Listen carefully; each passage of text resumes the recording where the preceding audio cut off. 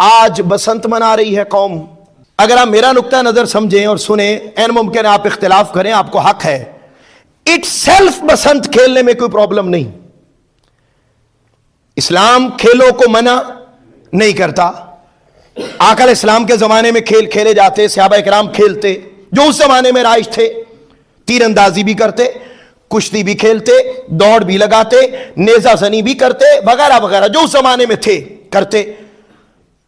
اگر آج پاکستانی قوم کے پاس دین کا علم ہوتا, یہ بسنت کا کھیل حرام کب بنتا ہے؟ جب ایک ایک چھت 10-10 کروڑ میں فروخت ہوتی ہے. جب دبئی کے ٹکٹ نارمل حالات میں فار ایگزامپل 50,000 کا ہو, لاکھ کا ہو, اور جب وہاں سے سفر کر کے لاہور آئے لوگ 5 لاکھ لگا کے, تو تب یہ حرام بنتی ہے. یہ کب حرام بنتی ہے؟ جب کسی کا گلا کٹتا ہے, جب مرد و خواتین چھتوں پر آپس میں اکٹھے ناچتے اور ڈانس کرتے. اور آپ دیکھ رہے ہیں ابھی 24 گھنٹے بھی نہیں گزرے, میں ابھی تھوڑی دیر پہلے ہی مغل پورا کا اور ہربنس پورا کا پیج دیکھ رہا تھا سوشل میڈیا پر, اور اوور آل ایئر وائی اور باقی ٹی وی چینلز نے آپ کی نظر سے بھی گزر چکا ہوگا کہ ہلاکتیں ہو چکی ہیں, لوگ زخمی ہو چکے ہیں.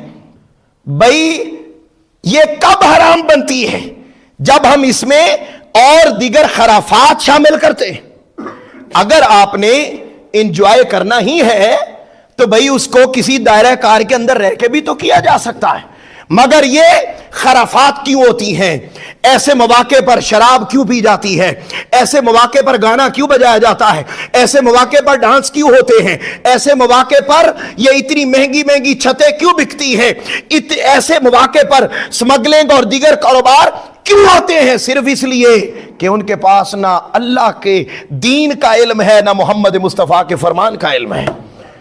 اگر نوجوان آج دین کے علم کو سیکھے ہوتے تو یہ جو بسنت ہے یا اس طرح کے اور دیگر کھیل ہیں, اس میں کوئی شک نہیں یہ سٹریس لیول ختم کرنے کے لیے آتے ہیں, یہ رول پلے کرتے ہیں انسان کی زندگی میں. مگر اگر اس کو دائرہ کار کے اندر رہ کر استعمال کیا جائے, اور وہ جو بے راروی جتنی بھی آئے گی وہ صرف ایک ہی اس کی پیچھے ریزن ہوتی ہے کہ ہمارے معاشرے میں دین کا علم بولیے نا نہیں ہے.